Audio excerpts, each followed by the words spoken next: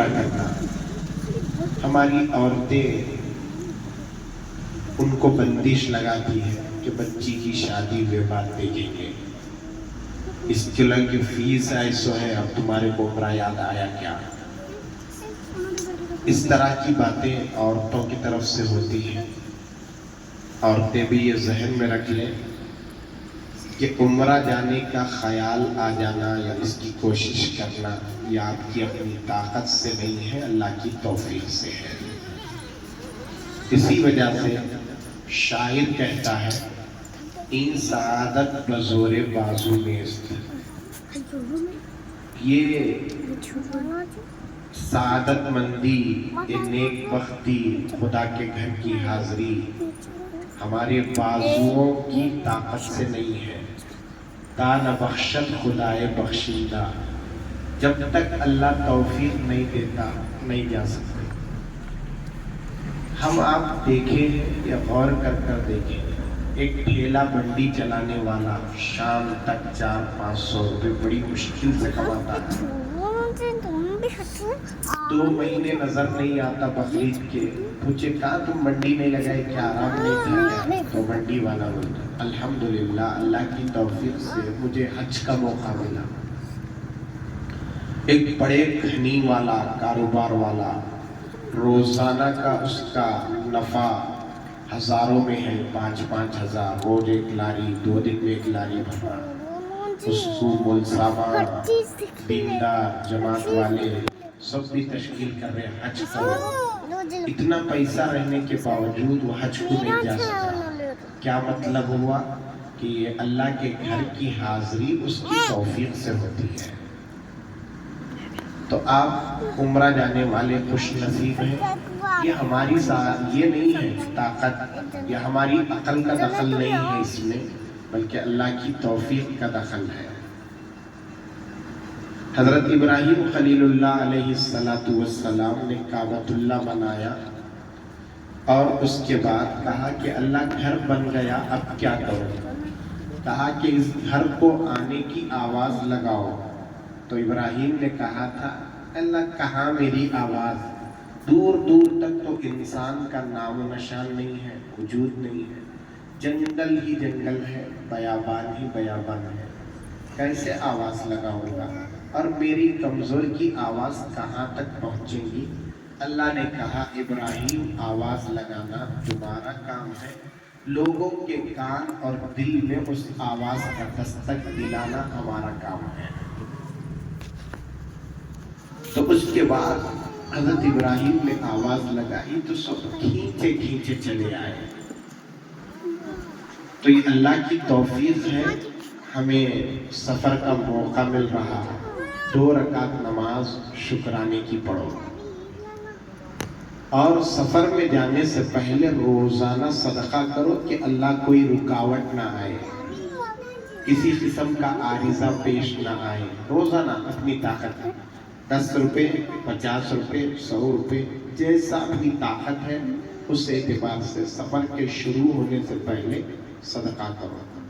شکرانے کی 2 رکعت نماز پڑھنا اور روزانہ صدقہ آسانی کے لیے کرنا. عمرہ اتنی بڑی فضیلت والا عمل ہے کہ ایک عمرے سے دوسرے عمرے کے درمیان جتنے گناہ ہوتے ہیں، اللہ ایک عمرہ کر کر آنے کے بعد ماحول میں رہنے سے جتنے گناہ ہوتے ہیں دوسرے عمرے کے ذریعے سے اس کو صاف کرتا ہے. العمرۃ کفارۃ لما بینہما. اور رمضان میں عمرہ کرنے کی بہت بڑی فضیلت ہے، یہاں تک کہ فرمایا کہ رمضان میں عمرہ کرنا حج کرنے کے برابر ہے. ایک روایت میں تو آیا ہے کہ رمضان میں عمرہ کرنا پیغمبر کے ساتھ حج کرنے کے برابر ہے. کتنا خوش نصیب ہوگا وہ انسان جس کو اللہ رمضان میں بھی حاضری کا موقع دے.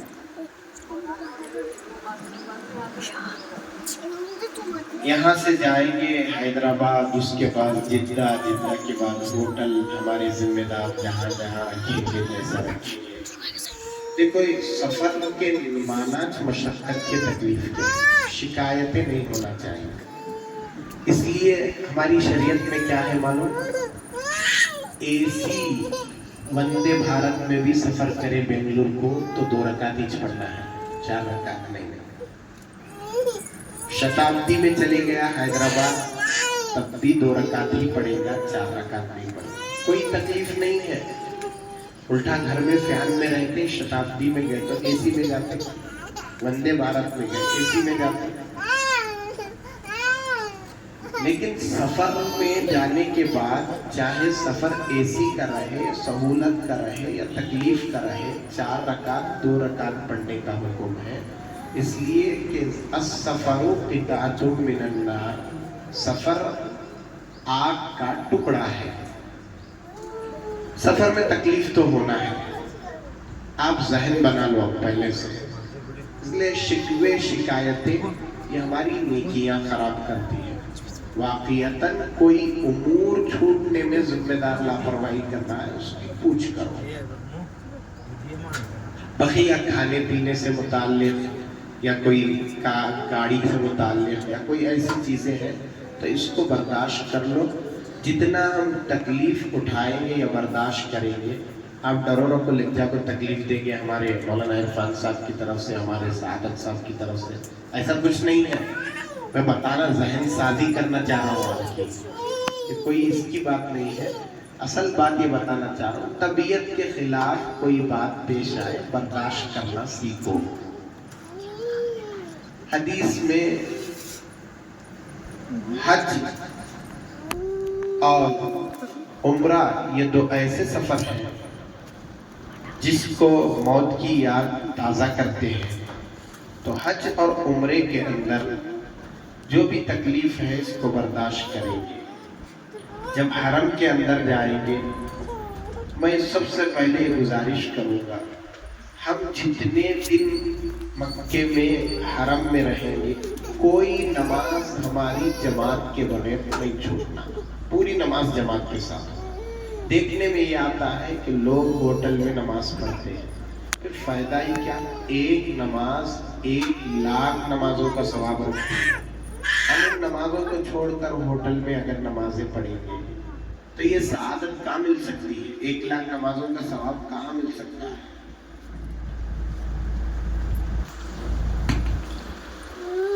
मुझे याद पड़ता है 2017 में जब हाजिरी का मौका हुआ था, हमारे वालिदैन साथ में थे।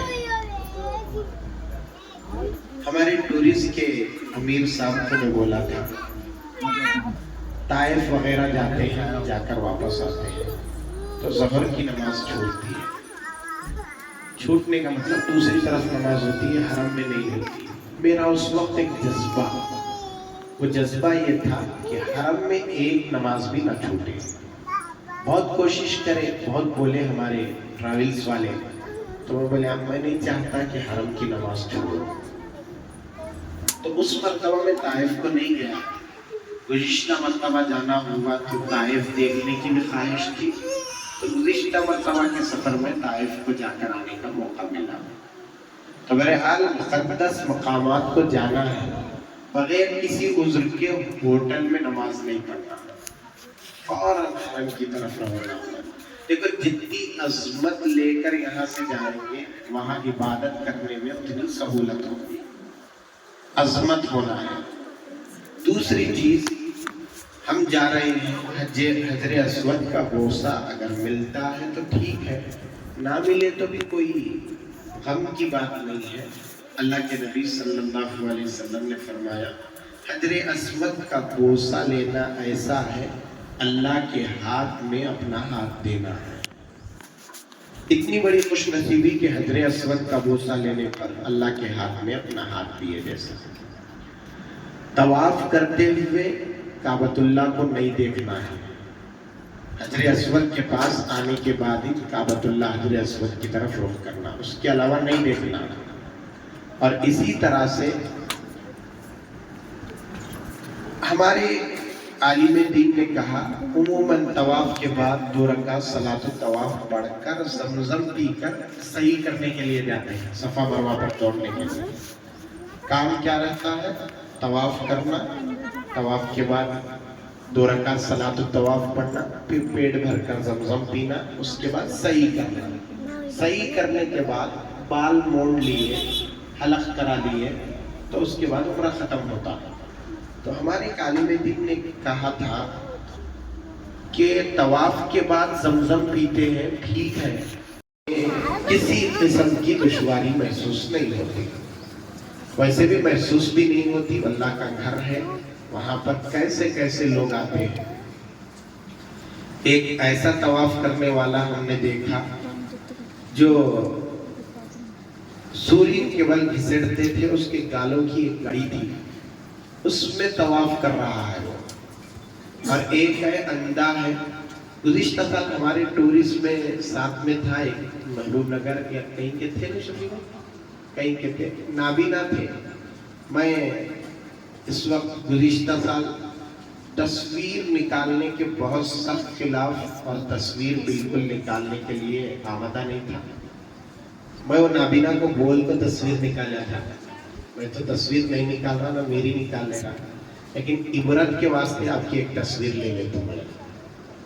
इबरत के वास्ते कि अल्लाह कितने आंख वाले हैं जो हिंदुस्तान में पड़े हुए हैं, बगैर आंख वाला हरम की जमीन पर जा रहा है। ये कितनी खुशनसीबी की बात है। तो ये जमजम पीना है। दूसरी चीज, जहां तक हो सके फोन का गलत इस्तेमाल ना करें। फोन का गलत इस्तेमाल ये है कि हर तवाफ कर रहा है, फोटो उतार कर अपने रिश्तेदारों को डाल रहा है। हम खुदा को दिखाने के लिए क्या अमल बाकी रखे हैं, सब रिश्तेदारों के लिए करें तो खुदा के लिए क्या बाकी रहेगा। तो इसलिए जहां तक मदीने में हुजूर के रोजे पर जाते हुए वहां तस्वीर कशी पे इंतहा लोग फोन हाथों में, इससे परहेज करें। बेजा तस्वीर न निकालें, तस्वीर कशी न करें। इबादत जहां तक हो सके वक्त इबादत में गुजारें। आराम करने तो हमारी जिंदगी पड़ी है, घर में आराम कर सकते हैं। अभी शफी भाई बोल रहे थे ज्यादा से ज्यादा हरम में वक्त गुजारें। हरम में वक्त गुजारना और इबादतें करना, हमारे यहाँ आदाब क्या है, मस्जिद में दाखिल होते ही 2 रकात सलातुल मस्जिद पढ़ना है, लेकिन वहां पर अफजल नमाज पढ़ना नहीं है, अफजल तवाफ करना है। इसलिए वहां पर सलातुल मस्जिद वो अफजल नहीं, चाहते ही वहां तवाफ करना अफजल है। जहां तक हो सके तवाफ करें। उमूमन एहराम के बगैर नीचे तवाफ करने नहीं देते, ऊपर से तवाफ करना पड़ता है कपड़ों में अगर हो तो। जहां से ताकत हो वहां से तवाफ करें, ये उम्रे की फजीलत है। दूसरा पैगंबर मदीने मुनव्वरा हाज़री होती है। मदीने मुनव्वरा हाज़री के मौके पर अल्लाह के नबी सल्लल्लाहु अलैहि वसल्लम की जियारत। मदीने में 2 ही काम है, एक रियाजुल जन्ना में नमाज पढ़ना, हुजूर के रोजे पर सलाम पेश करना। ये 2 काम होते हैं मदीने मुनव्वरा में। और हुजूर की जियारत की इतनी बड़ी फजीलत है, आका सल्लल्लाहु अलैहि वसल्लम ने फरमाया, जो शख्स मेरे कब्र की जियारत करता है वो ऐसा है गोया जिंदगी में उसने मेरी जियारत की। आका के रोजे पर हाजिरी के मौके पर ये तसव्वुर करो कि मैं आका की हयात में जियारत कर रहा हूं।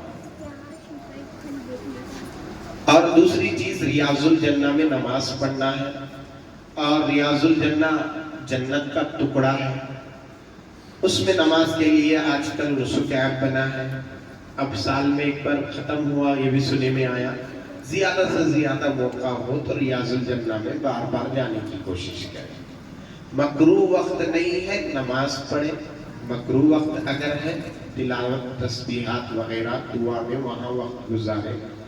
और मदीने में कोई चीज खरीदते हुए मदीने वालों की मदद करने की नीयत से सामान खरीदे।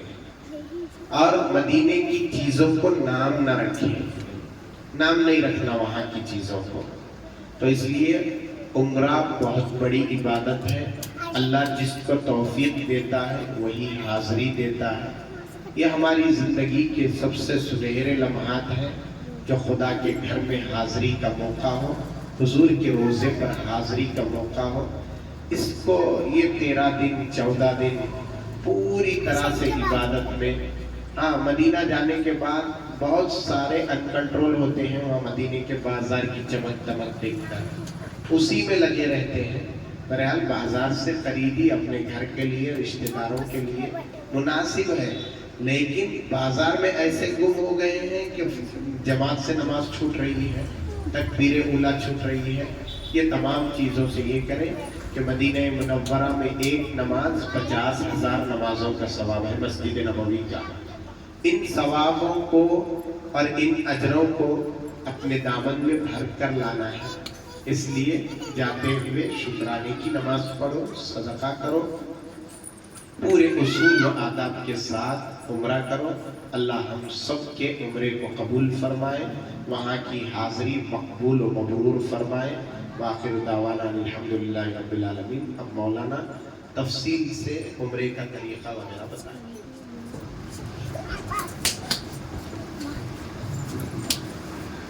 ماشاءاللہ حضرت مولانا سید فیصل صاحب رشادی عمرے کے فضائل بہت سارے آپ کے سامنے بتا رہے تھے۔ جب تک انسان کے سامنے فضیلت نہیں آتی کسی چیز کی، اس چیز کی اہمیت نہیں رہتی۔ اب جب فضیلت آ جاتی ہے تو پھر اس کام کے کرنے کا اس کے اندر جذبہ پیدا ہوتا ہے۔ جیسے اگر ہمیں نماز کی فضیلت بتائی جائے کہ نماز پڑھنے پر اتنا ثواب ہے، فلاں فلاں چیزیں بتائی جائیں، جب تک معلوم نہیں ہے نماز کی فضیلت کیا ہے، نماز پڑھنے پر ثواب کیا ہے، چھوڑنے پر عذاب کیا ہے، تب تک انسان کو اس کی اہمیت نہیں رہتی، اس کا ڈر نہیں رہتا۔ لیکن جب نماز کی فضیلت سامنے آ جائے تو اس کے بعد ہمارے دل کے اندر یہ جذبہ رہتا ہے کہ اب میں نماز پڑھنے کے لیے تیار ہوں۔ لیکن کس طرح پڑھنا، نماز کس طرح پڑھیں گے، ہاتھ کیسے باندھیں گے، رکوع کیسا ہوگا، سجدہ کیسا ہوگا، اب ہمارے ذہن کے اندر یہ سوال پیدا ہوگا۔ تو اسی طریقے سے عمرے کے فضائل آپ کے سامنے آئے، فضیلت آنے کے بعد ہمارے اندر جذبہ ہے کہ میں عمرے پر جا رہا ہوں، عمرہ کروں گا، لیکن کس ترتیب سے کریں گے، طواف کیسے کیا جائے گا، احرام کیسے باندھنا ہے، اور مستورات کا احرام کیا ہوگا، اور وہ کیسے پردہ کرے گی، یہ ساری باتیں انشاءاللہ میں حضرت مولانا عبدالقادر صاحب رشادی دامت برکاتہم العالیہ سے درخواست کرتا ہوں کہ تفصیل کے ساتھ جو ہے عمرے کا مکمل طریقہ بیان فرمائیں۔